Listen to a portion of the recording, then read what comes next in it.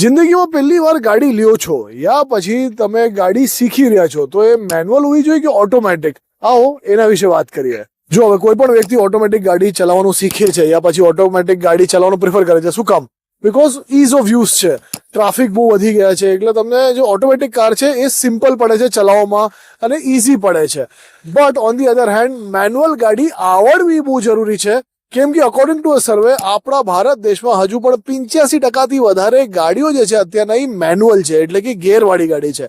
સો હવે ઇમરજન્સીના કેસમાં તમારે કોઈની ગાડી ચલાવવાનું આવે યા પછી એવું થાય કે તમારે કોઈની ગાડી થોડા દિવસ માટે યુઝ કરવી પડે તો તમને એ આવડતી જ નહીં હશે તો તમે શું કરશો? જો તમને બાઇક આવડતી હશે ગેરવાળી તો તમે એક્ટિવા ચલાવી શકશો, બટ તમને એક્ટિવા જ આવડતી હશે તો બાઇક નહીં ચલાવી શકો. સો ગેરનું સિસ્ટમ, ક્લચ અને ગેરનું જે તમારા સમન્વય છે સેટ કરવાનું છે એ બધું જો નહીં થાય, એ બધું નહીં ફાવે તો તમને ઇમરજન્સીના કેસમાં વસ્તુ નડી શકે છે. સો કહેવાનું તાત્પર્ય એ છે કે ઓટોમેટિક ગાડી તમે કદાચ ખરીદો યા પછી ચલાવતા શીખો એમાં કંઈ ખોટું નથી, બટ મેન્યુઅલ ગાડી તમને આવડવી જોઈએ.